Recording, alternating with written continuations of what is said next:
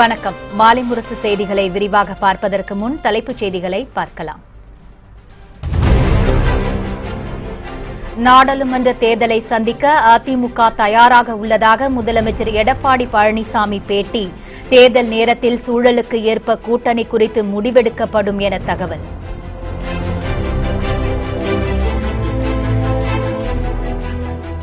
நான்கு பேரை பலி கொண்ட ரயில் விபத்து குறித்து உரிய விசாரணை நடத்தப்படும் என சைலேந்திரபாபு உறுதி. படிக்கட்டில் தொங்கியபடி பயணம் செய்ய வேண்டாம் என அமைச்சர் ஜெயக்குமார் வேண்டுகோள்.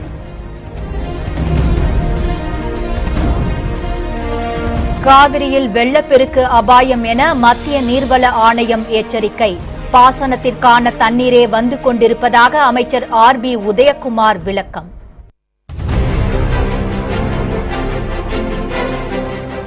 ஆந்திராவுக்கு சிறப்பு அந்தஸ்து கோரி OSR காங்கிரஸ் சார்பில் முழு அடைப்பு போராட்டம். தமிழகத்திலிருந்து திருப்பதி சென்றவர்கள் சொந்த ஊர் திரும்ப முடியாமல் தவிப்பு.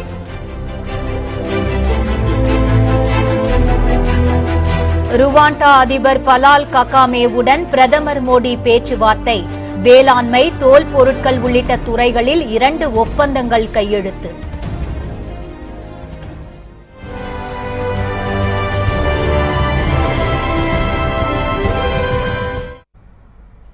இனி செய்திகளை விரிவாக பார்க்கலாம். நாடாளுமன்ற தேர்தலை சந்திக்க அதிமுக தயாராக இருப்பதாகவும் கூட்டணி குறித்து உரிய நேரத்தில் முடிவு செய்யப்படும் என முதல்வர் எடப்பாடி பழனிசாமி தெரிவித்துள்ளார். காஞ்சிபுரம் மாவட்டம் வண்டலூரில் உள்ள அறிஞர் அண்ணா உயிரியல் பூங்காவில் 17 சிங்கங்கள் உள்ளன. இங்கு 6 மாதத்திற்கு முன்பு பெண் சிங்கக்குட்டி பிறந்தது. இந்த சிங்கக்குட்டிக்கு முதலமைச்சர் எடப்பாடி பழனிசாமி ஜெயா என்று பெயர் சூட்டினார். மேலும் பீகார் மாநிலம் பாட்னாவிலிருந்து காண்டா மிருகம் ஒன்று பொதுமக்கள் பார்வைக்காக இங்கு கொண்டு வரப்பட இருப்பதாகவும் முதல்வர் தெரிவித்தார். நீலா என்ற பெண் சிங்கத்திற்கும் சிவா என்ற ஆண் சிங்கத்திற்கும் பிறந்த 6 மாத பெண் சிங்க குட்டிக்கு மாநிலம் புரட்சி தலைவி அம்மாவுடைய நல்லாசியோடு ஜெயா என்று இந்த பெண் சிங்கக்குட்டிற்கு பெயர் சூட்டப்படுகிறது. ஜெயா என்று இந்த பெண் சிங்கக்குட்டிற்கு பெயர் சூட்டப்படுகிறது. ஜெயா என்று இந்த பெண் சிங்கக்குட்டிற்கு பெயர் சூட்டப்படுகிறது. மாநிலம் புரட்சி தலைவி அம்மா அவர்கள் விலங்குகள் மீது மிகுந்த பாசம் கொண்டவர். இந்த ஜோ சிறந்து விளங்குவதற்காக பல்வேறு அடிப்படை வசதிகளை செய்து கொடுத்திருக்கின்றார்கள். இந்த உயிரியல் பூங்காவில் 17 சிங்கங்கள் இருக்கின்றன. இந்நிகழ்ச்சியில் அமைச்சர்கள் திண்டுக்கல் சீனிவாசன், பெஞ்சமின், விஜயபாஸ்கர் மற்றும் தலைமை செயலாளர் கிரிஜா வைத்தியநாதன் உள்ளிட்டோர் கலந்து கொண்டனர். இதனையடுத்து செய்தியாளர்களுக்கு பேட்டியளித்த முதல்வர் பழனிசாமி நாடாளுமன்ற தேர்தலை சந்திக்க அதிமுக தயாராக உள்ளதாக கூறினார். காவிரி விவகாரத்தில் உச்சநீதிமன்ற தீர்ப்பின் அடிப்படையில் செயல்பட வேண்டும் என்பதில் உறுதியாக உள்ளோம் என்றும் அவர் தெரிவித்தார். நம்முடைய மாநில வளர்ச்சிக்காகத்தான் நம்முடைய நாடாளுமன்றத்தை தேர்ந்தெடுத்திருக்கிறாங்க. நம்ம யாருடைய கூட்டு கிடையாது, நம்முடைய எதிரியும் கிடையாது. நம்முடைய மாநில மக்கள் நம்முடைய நாடாளுமன்றத்தை தேர்ந்தெடுக்கின்ற பொழுது நம்முடைய மாநில பிரச்சனைக்காக குரல் கொடுக்க வேண்டும் என்றுதான் தேர்ந்தெடுத்து அனுப்பியிருக்கின்றார்கள். அதன் அடிப்படையிலே நாம் இன்றைய தினம் மத்திய அரசுக்கு ஆதரவு கொடுத்திருக்கின்றோம். இது மட்டுமல்ல, காவிரி நதிநீர் பிரச்சனை வருகின்ற பொழுது நம்முடைய நாடாளுமன்ற தான், தமிழகத்தைச் சேர்ந்த நாடாளுமன்ற தான் இந்த காவிரி நீரை பெறுவதற்கு காவிரி மேலாண்மை வாரியம், அப்பொழுது வாரியத்தை நான் கேட்டு இருந்தோம், தீர்ப்பு வரத்துக்கு காவிரி மேலாண்மை வாரியம், காவிரி நீர் முறைப்படுத்தும் குழு விரைவாக அமைக்க வேண்டும் என்று மத்திய அரசை வலியுறுத்தி கிட்டத்தட்ட 22 நாட்கள் அந்த நாடாளுமன்றமே செயல்பட முடியாத அளவிற்கு நாம் அழுத்தம் கொடுத்தோம். இதனையடுத்து பூங்காவில் புதிதாக உருவாக்கப்பட்டுள்ள புலிகள் இருப்பிடம் மற்றும் 27 லட்சம் ரூபாய் மதிப்பில் அமைக்கப்பட்டுள்ள சிறுவர் பூங்காவையும் முதல்வர் எடப்பாடி பழனிசாமி திறந்து வைத்தார்.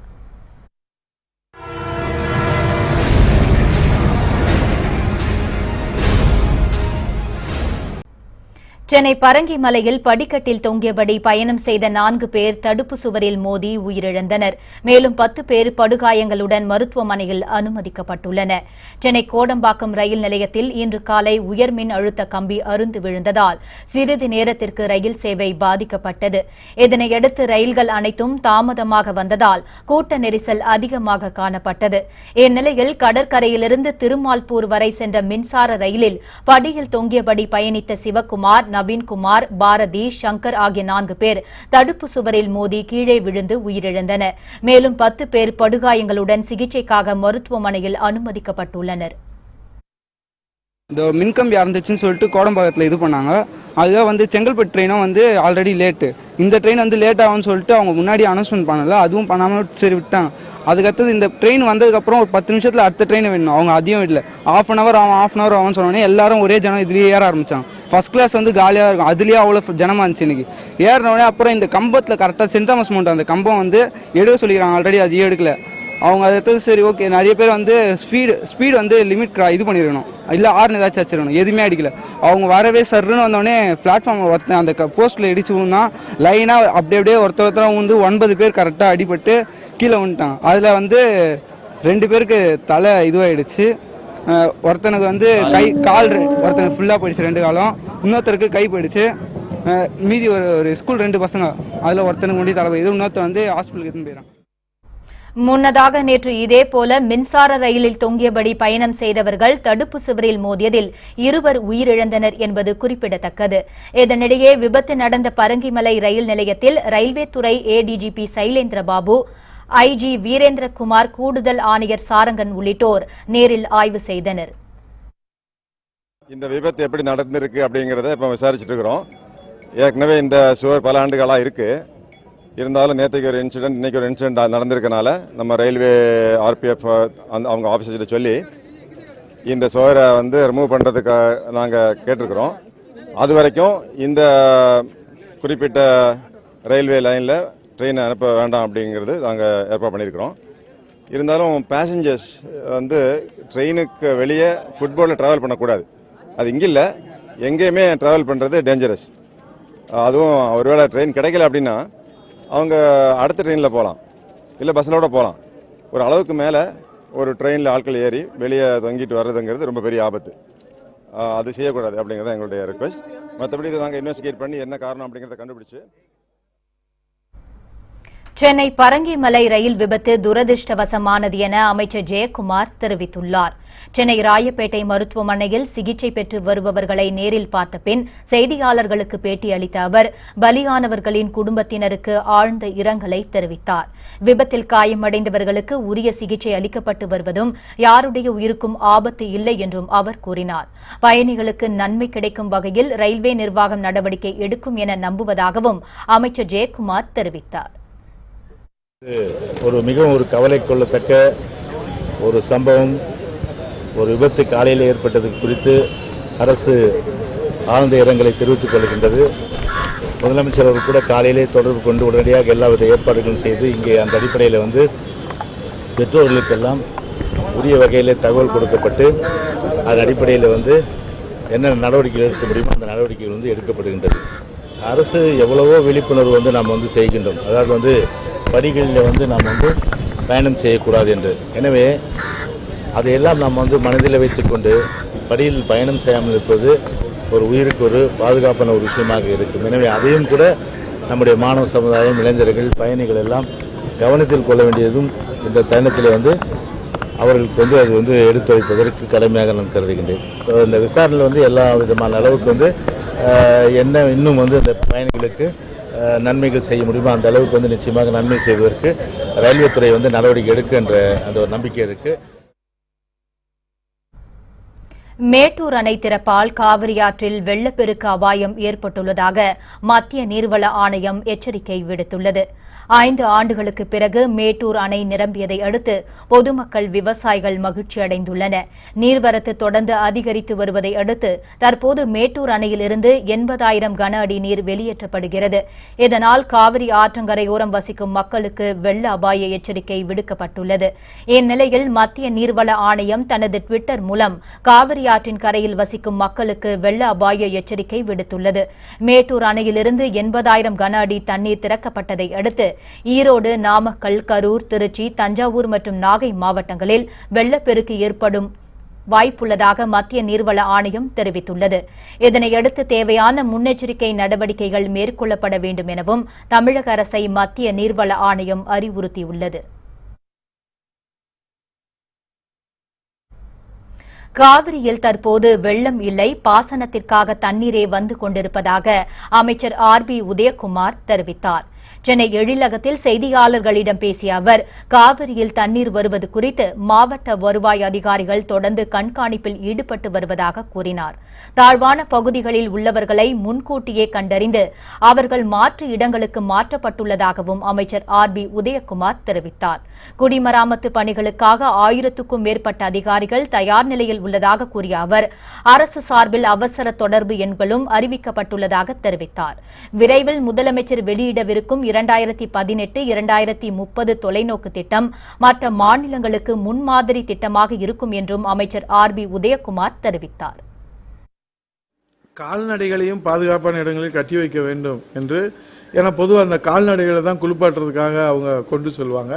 அப்போது கால்நடைகளோடு அவர்களும் அடித்து செல்வதற்கான சாத்தியக்கூறுகள் இருக்கிறது. ஏன்னால் நீரினுடைய வேகம் அவர்களுக்கு தெரியாது. அதனாலே அவர்கள் அந்த நிலையை முற்றிலுமாக தவிர்க்க வேண்டும் என்கிற அடிப்படையில் அறிவுறுத்தப்பட்டிருக்கிறது. தொடர் கண்காணிப்பில் அந்தந்த பகுதி வட்டாட்சியர், கிராம நிர்வாக அலுவலர், அதேபோல் கிராம உதவியாளர்கள் அவங்க தொடர் தண்டோரம் மூலமாக செய்திகள் சொல்வதோடு மாத்திரம் இல்லாமல் நேரடி ஆய்வில் இருப்பதற்காக தான் நம்முடைய வருவாய் நிர்வாக ஆணையர் சத்யகோபால் அவர்கள் முதலமைச்சருடைய ஆணையை ஏற்று தஞ்சாவூர், திருச்சி அந்த பகுதியிலே நேரடி கண்காணிப்பிற்காக அவர் கள ஆய்வுக்காக சென்றிருக்கின்றார்கள். அதேபோல் அடையாளம் காண்பதற்கு தரைமட்ட பாலங்களின் எச்சரிக்கை பதாகைகள் அமைத்து, இப்போ தரைமட்ட பாலங்கள் நிறைஞ்சிருச்சுன்னா அவங்களுக்கு அடையாளம் தெரியாது. அந்த பகுதியில் தான் வெஹிக்கிள்ஸ்லாம் இது சாதாரணமாக அதோடைய நீருடைய வேகம் தெரியாமல் அதில் போயிடுவாங்க. ஸோ அதையுமாக முற்றிலுமாக தவிக்கணுன்ற எச்சரிக்கை போர்டு கொடுத்து அங்கேயே போலீஸ் பீட் போடுறோம். அங்கேயே நம்முடைய ரெவென்யூ அஃபீஷியல்ஸ் போட சொல்லியிருக்கிறோம். அவங்க ஒத்துழைப்பு கொடுக்கணும். ஆந்திராவுக்கு சிறப்பு அந்தஸ்து வழங்க வலியுறுத்தி ஒய்எஸ்ஆர் காங்கிரஸ் மேற்கொண்டு வரும் வேலை நிறுத்த போராட்டத்தால் அம்மாநிலத்தின் பல்வேறு பகுதிகளில் பொதுமக்கள் இயல்பு வாழ்க்கை பாதிக்கப்பட்டது. ஆந்திராவுக்கு சிறப்பு அந்தஸ்து வழங்காத மத்திய அரசை கண்டித்து 24ஆம் தேதி பந்த் நடைபெறும் என ஒய்எஸ்ஆர் காங்கிரஸ் கட்சி தலைவர் ஜெகன் மோகன் ரெட்டி அறிவித்திருந்தார். இதனையடுத்து இன்று ஒய்எஸ்ஆர் காங்கிரஸ் மேற்கொண்டு வரும் பந்த் காரணமாக விசாகப்பட்டினம், விஜயவாடா, காக்கிநாடா உள்பட மாநிலத்தின் பல்வேறு பகுதிகளில் பேருந்துகள், வாகனங்கள் ஓடவில்லை. கடைகள், வர்த்தக நிறுவனங்களும் அடைக்கப்பட்டுள்ளன. இதனால் பொதுமக்களின் இயல்பு வாழ்க்கை பாதிக்கப்பட்டுள்ளது. பிரகாசம் மாவட்டத்தில் ஆங்கோல் நகரில் மாநிலத்துக்கு சிறப்பு அந்தஸ்து கோரி சாலை மறியல் போராட்டத்தில் ஈடுபட்ட ஒய்எஸ்ஆர் காங்கிரஸ் கட்சியினர் கைது செய்யப்பட்டனர்.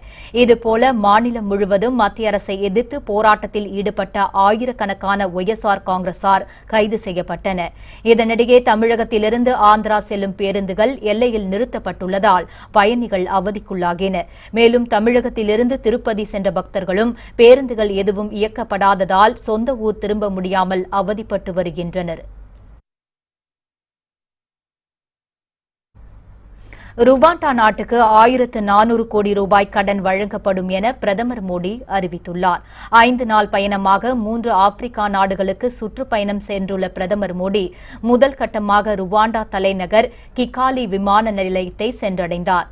ருவாண்டாவில் பிரதமர் மோடிக்கு பாரம்பரிய கலை நிகழ்ச்சிகளுடன் சிவப்பு கம்பள வரவேற்பு அளிக்கப்பட்டது. இதனையடுத்து ருவாண்டா அதிபர் பலால் ககாமேவுடன் பிரதமர் மோடி பேச்சுவார்த்தை நடத்தினார். அப்போது தோல் பொருட்கள் துறை மற்றும் மற்றும் வேளாண்மை துறையில் 2 ஒப்பந்தங்கள் கையெழுத்தாகின. பின்னர் பேசிய பிரதமர் மோடி, கிக்காலி நகரில் சிறப்பு பொருளாதார மண்டலம் மற்றும் தொழில் பூங்காக்களை அமைக்க 700 கோடி ரூபாயும், வேளாண் துறைக்காக 700 கோடி ரூபாயும் கடன் வழங்கப்படும் என்று அறிவித்தார்.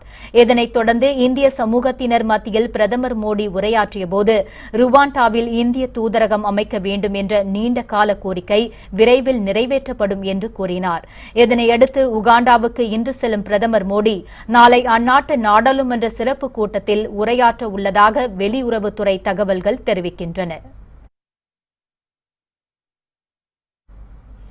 மக்கள் தன்னை மறந்து விடுவார்கள் என்ற அச்சத்தில்தான் ஸ்டாலின் அடிக்கடி ஊடகங்களை சந்திப்பதாக அமைச்சர் செல்லூர் ராஜு விமர்சித்துள்ளார்.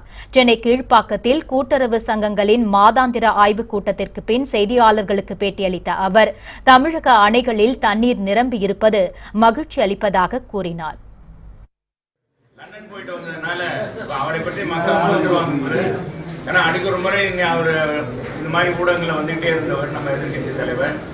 சட்டமன்றம் நடந்துட்டு இருந்தா கூட அந்த மானிய கோரிக்கை நடந்தால் கூட ஏதாவது ஒரு கட்டத்தில் வெளியே வெளிநடப்புன்னு சொல்லிட்டு மக்களை சந்திங்கன்னா அது ஏதாச்சும் ஒரு குறையை சொல்லிட்டு திரும்ப உள்ள வந்துடுவாங்க. உள்ள உட்காந்து வழக்கமா ஒண்ணுதான். இது உங்களுக்கு தெரியும். இப்படி அடிக்கொடுக்க முகத்தை காமிச்சிட்டே இருக்க திடீர்னு ஆளை காணாமே அப்படின்னு மக்கள்லாம் மறந்துடுவாங்கன்னு, தமிழ்நாட்டு மக்கள் மறந்துடுவாங்கன்னு சொல்லி தான் அவர் நேற்றைய தினம் அந்த நடவடிக்கை. துணை முதலமைச்சர் ஓ பன்னீர்செல்வம் திடீரென நேற்று மாலை டெல்லி புறப்பட்டு சென்றுள்ளார். தமிழக துணை முதலமைச்சர் ஓ பன்னீர்செல்வம் சென்னை விமான நிலையத்தில் இருந்து நேற்று டெல்லிக்கு புறப்பட்டு சென்றார். அவருடன் அதிமுக துணை ஒருங்கிணைப்பாளர் KP முனுசாமி, முன்னாள் MP மனோஜ் பாண்டியன் ஆகியோரும் சென்றுள்ளனர். பாஜக தேசிய தலைவர் அமித்ஷா, மத்திய அமைச்சர்கள் நிர்மலா சீதாராமன், பியூஷ் கோயல் உள்ளிட்டோரை துணை முதலமைச்சர் ஓ பன்னீர்செல்வம் இன்று சந்தித்து பேச உள்ளதாக தகவல்கள் தெரிவிக்கின்றன. தமிழக அரசியல் நிலவரம், உட்கட்சி விவகாரம் தொடர்பாக இந்த சந்திப்பு நடைபெறுவதாக கூறப்படுகிறது. இதனையடுத்து இன்று மாலையே துணை முதலமைச்சர் ஓ பன்னீர்செல்வம் சென்னை திரும்புவார் என்றும் எதிர்பார்க்கப்படுகிறது. திமுக ஆட்சியில் திருடு போன 350 கோடி ரூபாய் மதிப்பிலான தஞ்சாவூர் ராஜராஜன் சிலையை மீட்டது அதிமுக அரசு என அமைச்சர் மாஃபா பாண்டியராஜன் பெருமிதமாக கூறினார். சென்னை திருமுல்லைவாயில் அருகே 37 லட்சம் ரூபாய் செலவில் அமைக்கப்பட்ட பூங்காவை அமைச்சர் பாண்டியராஜன் திறந்து வைத்து மக்கள் பயன்பாட்டுக்காக அர்ப்பணித்தார். அப்போது பேசிய அவர், தஞ்சை பெரிய கோவில் சிலையை மீட்டு வந்து கோவிலில் வைத்ததால் தான் மழை பெய்ததாக கூறினார். பின்னர் செய்தியாளர்களிடம் பேசிய அவர், தமிழகத்துக்கு அதிக நிதி பெறவே துணை முதலமைச்சர் ஓ பன்னீர்செல்வம் டெல்லி சென்றுள்ளதாக தெரிவித்தார். தமிழக அரசு சார்பில் பல்வேறு கோரிக்கைகள் வைக்கப்பட்டுள்ள நிலையில் அரசு திட்டங்களுக்கு வலு சேர்க்கும் வகையில் பல நல்ல திட்டங்களை துணை முதலமைச்சர் கொண்டு வருவார் எனவும் அமைச்சர் பாண்டியராஜன் நம்பிக்கை தெரிவித்தார். துணை முதல்வர் டெல்லி பயணத்தில் எவ்வித அரசியல் நோக்கமும் இல்லை என்றும் அமைச்சர் பாண்டியராஜன் விளக்கமளித்தார். தமிழ்நாட்டுக்கு அதிக நிதி கிடைக்கிறதுக்காக போயிருக்காருன்னு நினைக்கிறேன். என்னை பொறுத்த வரைக்கும்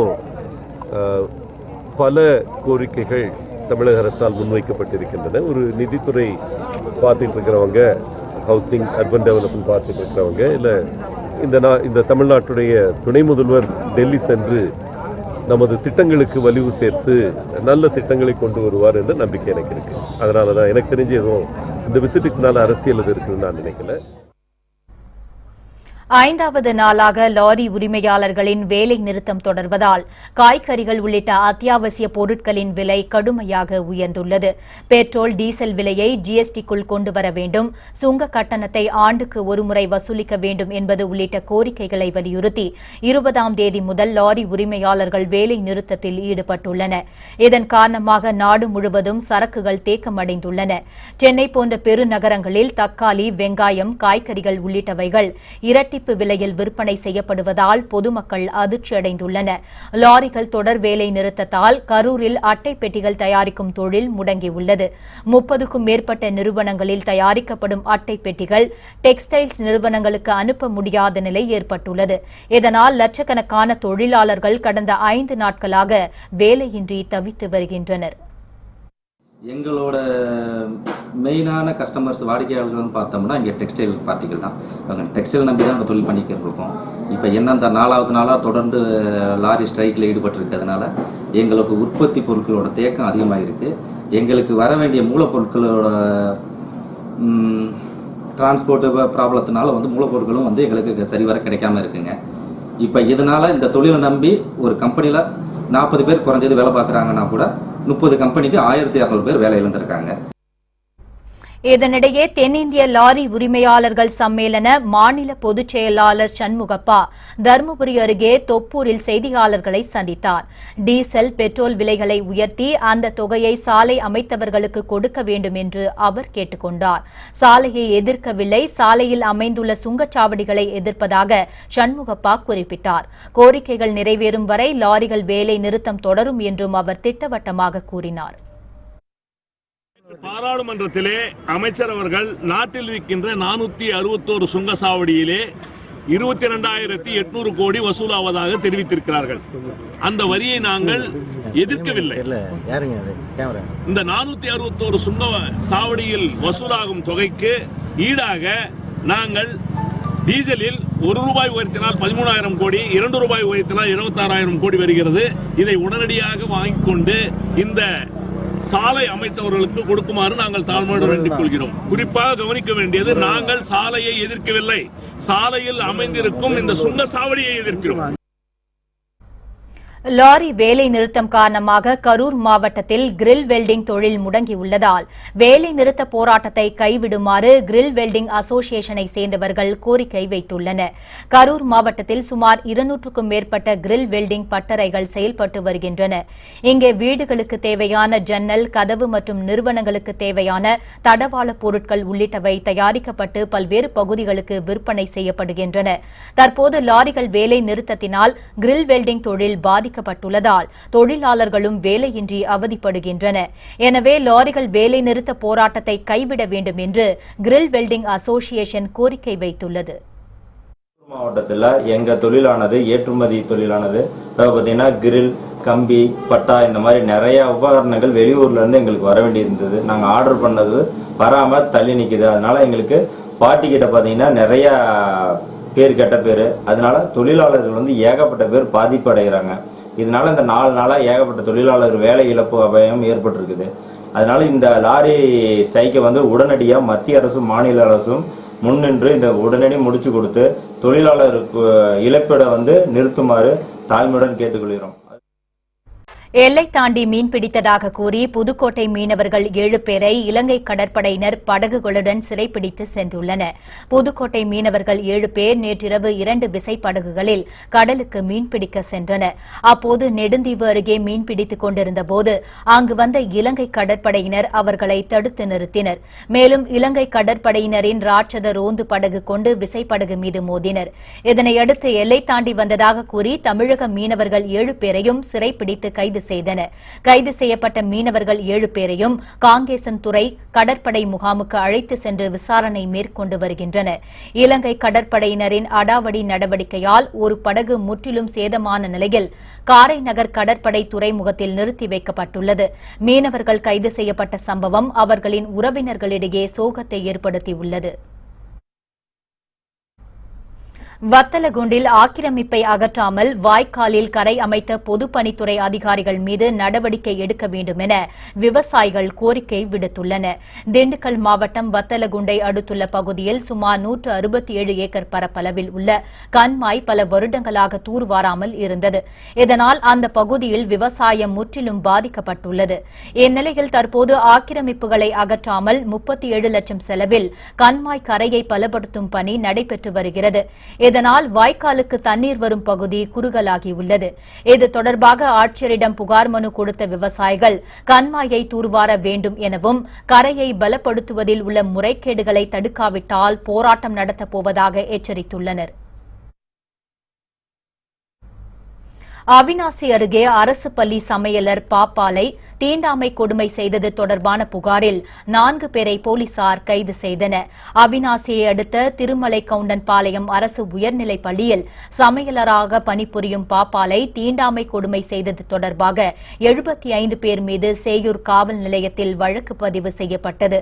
ஆனால் ஒருவர் கூட கைது செய்யப்படாத நிலையில் சம்பந்தப்பட்டவர்களை கைது செய்ய கோரி மார்க்சிஸ்ட் கம்யூனிஸ்ட் கட்சி, விடுதலை சிறுத்தைகள், திராவிடர் மகளிர் கழகம், பகுஜன் சமாஜ் கட்சி உள்ளிட்ட கட்சியை சேர்ந்தவர்கள் ஆர்ப்பாட்டத்தில் ஈடுபட்டனர். இந்நிலையில் சமையலர் பாப்பாலை தீண்டாமை கொடுமை செய்தது தொடர்பாக 4 பேரை கைது செய்த போலீசார் தொடர்ந்து விசாரணை நடத்தி வருகின்றனர்.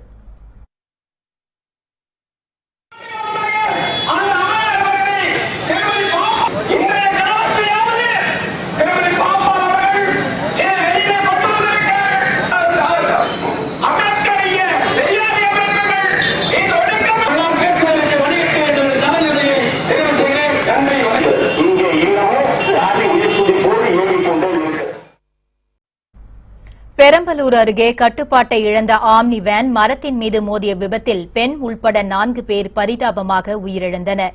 சேலம் மாவட்டம் ஆத்தூரை சேர்ந்த ஜெயரத்தினம் என்பவர் தனது குடும்பத்துடன் மதுரை மீனாட்சியம்மன் கோவிலுக்கு சென்றுவிட்டு ஆம்னி வேனில் திரும்பிக் கொண்டிருந்தார்.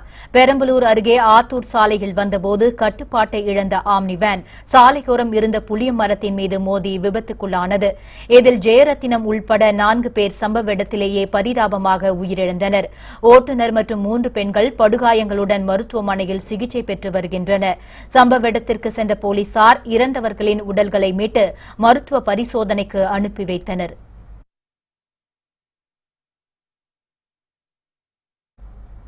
சென்னையில் கால்நடை மருத்துவ படிப்பில் மாணவர் சேர்க்கைக்கான கலந்தாய்வு இன்று தொடங்கியது. சென்னை வேப்பேரியில் உள்ள கால்நடை மருத்துவக் கல்லூரியில் முதல் நாளான இன்று சிறப்பு பிரிவு மற்றும் தொழிற்பிரிவு மாணவர்களுக்கு கலந்தாய்வு நடைபெறுகிறது. நாளை மற்றும் நாளை மறுநாள் பொது பிரிவினருக்கான கலந்தாய்வு நடைபெற உள்ளதாக தெரிவிக்கப்பட்டுள்ளது. தமிழ்நாடு கால்நடைக்கு மருத்துவ அறிவியல் பல்கலைக்கழகத்தின் கீழ் பிவிஎஸ்சி படிப்புக்கு 306 இடங்களும், பிடெக் படிப்புக்கு 94 இடங்களும் ஒதுக்கப்பட்டுள்ளது. மொத்தமாக விண்ணப்பித்தவர்களில் 1745 பேர் மட்டுமே தேர்வு செய்யப்பட்டு கலந்தாய்வு நடைபெறுவதாக தமிழ்நாடு மருத்துவ அறிவியல் பல்கலைக்கழகம் தெரிவித்துள்ளது. ஓசூர் பேருந்து நிலையத்தில் தனியார் பேருந்து ஒன்று பள்ளி மாணவன் கால் மீது ஏறிச் சென்றதால் பரபரப்பு ஏற்பட்டது. கிருஷ்ணகிரி மாவட்டம் ஓசூர் பேருந்து நிலையத்தில் அதிவேகமாக வரும் தனியார் பேருந்துகள் பொதுமக்கள் மீது மோதி விபத்துகளை ஏற்படுத்துகின்றன. இந்நிலையில் பள்ளிக்கு செல்வதற்காக பேருந்து நிலையத்தில் நின்ற மாணவன் கால் மீது தனியார் பேருந்து மோதியது. இதில் படுகாயமடைந்த மாணவனை மருத்துவமனையில் அனுமதித்தனர். இதனால் ஆத்திரமடைந்த சக மாணவர்கள் பேருந்து கண்ணாடிகளை அடித்து உதைத்தனர். இதனால் அந்த பகுதியில் பெரும் பரபரப்பு ஏற்பட்டது.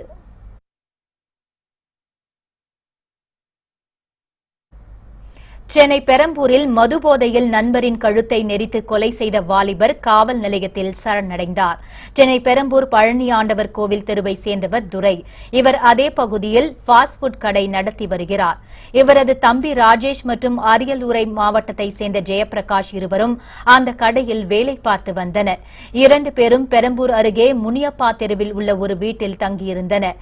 இந்நிலையில் அளவுக்கு அதிகமாக மது அருந்திய போது இருவருக்கும் இடையே வாக்குவாதம் ஏற்பட்டு கைகலப்பாக மாறியுள்ளது. இதனால் ஆத்திரத்தில் இருந்த ராஜேஷ் ஜெயபிரகாஷ் உறங்கியவுடன் பெல்ட்டால் அவரது கழுத்தை இறுக்கி கொலை செய்தார். பிறகு போதை தெளிந்தவுடன் கொலை செய்ததை நினைத்து கதறி அழுதவர் செம்பியம் காவல் நிலையத்தில் சரணடைந்தார். இதையடுத்து ஜெயபிரகாஷின் உடலை மீட்டு பிரேத பரிசோதனைக்காக கீழ்ப்பாக்கம் அரசு மருத்துவமனைக்கு அனுப்பி வைத்த போலீசார் தொடர்ந்து விசாரணை நடத்தி வருகின்றனர். புத்தம் புதிய செய்திகள் அவ்வப்போது முழுமையாக மாலை முரசு தொலைக்காட்சி வழங்கும். இணைந்திருங்கள் மாலை முரசு தொலைக்காட்சியுடன். வணக்கம்.